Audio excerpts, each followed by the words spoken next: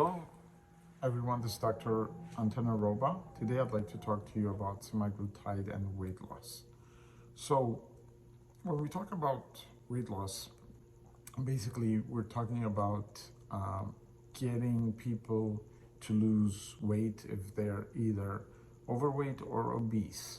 And how do we determine who's obese and who's overweight? Well, we use a measurement called BMI, which is body mass index. It's the relationship between body fat and height. And it gives us a rough idea of who is considered normal weight, overweight, or obese. Anybody between 18 and 25 is considered normal weight. Anybody between 25 and 30 is considered overweight. And anybody between 30 and 35 is considered grade 1 obese. Anybody between 35 and 40, grade 2 obese. And anybody between above 40 is considered morbidly obese. And why is this important? Is because people who tend to be obese are at a higher risk of many medical problems. And that's why it's become very important to find ways to treat people who are overweight or obese effectively here in the United States.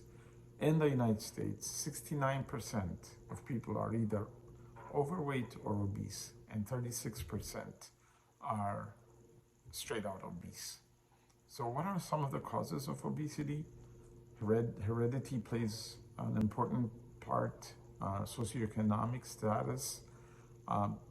People who are on the lower rung of the socioeconomic ladder tend to live in areas where healthy food is not available. And even if they do live in areas where healthy foods are available, they tend to be more expensive. People who eat the standard American diets, the SAD diet, tend to eat processed, unhealthy, sugar-loaded foods that increase weight and are very damaging to our cardiovascular system. Another cause of weight gain is lack of exercise or movement. People who are sedentary tend to gain weight much easier. Depression can cause weight gain or obesity, and obesity can cause depression. Certain relationships with food, certain cultures tend to structure their social life around eating food. Stress can cause increased consumption of food, and certain cravings can be a problem. Another cause is hormonal issues. Certain hormones like ghrelin, which is a hormone released by the stomach, tends to increase, and basically it's a hunger hormone. When people do not have enough food in their stomach, it's released, and that signals to the nervous system that the person is hungry and needs to eat. And in obese patients, the ghrelin tends to be elevated chronically. Another hormone is leptin, which is a hormone of satiety. People who have abnormally low leptin levels tend to feel hungry and eat more.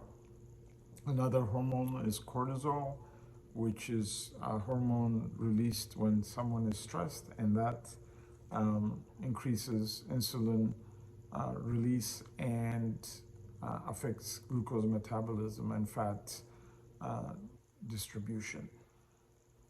So those are some of the hormones involved. Drug side effects as another cause. Insulin itself, a medication, and certain diabetic medications can cause weight gain. Antidepressants can cause weight gain. Anticonvulsants, steroids, beta blockers are some causes of weight gain. And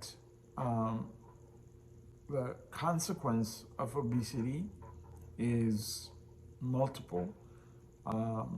It can cause cardiovascular complications such as strokes and metabolic disease. As I mentioned earlier, depression is another consequence of obesity. Sleep apnea is another consequence. GI reflux and fatty liver infiltration is a major problem. Gallstones and a risk of diabetes mellitus, infertility issues, and joint pain and joint damage are some of the consequences of obesity. So how do we deal with this issue?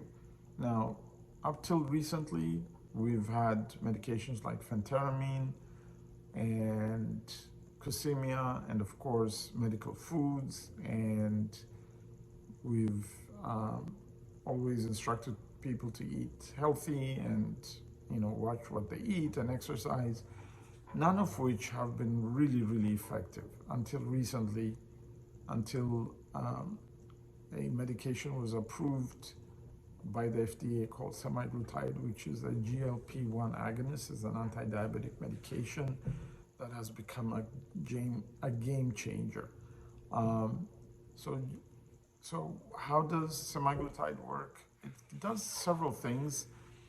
It reduces appetite centrally by affecting the nervous system, and peripherally by slowing down gastrointestinal motility, increases insulin sensitivity and release. So these are some of the ways it works, and it really, really works well in people who have abnormal glucose metabolism, which is, I would almost venture to say, the majority of people, at least the ones that come to my clinic. And it has truly has been a game changer. Even though the studies show that the weight loss is gradual and takes time, we're seeing some amazing results very, very quickly. I have had people lose up to 70 pounds in 7-8 months, and basically without losing a lot of muscle, which is really, really an important thing to watch out for. So what are the side effects of semaglutide? The most common: nausea, vomiting, diarrhea, abdominal pain, constipation. What I've seen the most: nausea and constipation, which is easily treatable. Another potential complication is, or side effect is pancreatitis, which I haven't seen in my practice. However, it can happen and it can be serious. It may even lead up to hospitalization. In rats, pancreatitis, pancreatic cancer has been seen, but hasn't been seen in human beings.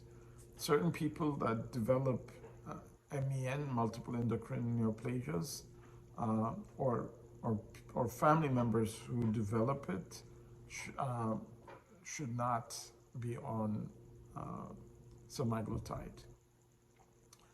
So, at the end of the day, semaglutide will help the person lose weight. So we can get to a certain point where the weight has normalized. However, now the question is how to keep somebody at that level and not to regain all of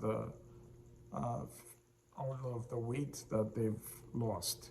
And that becomes another difficult issue to untangle.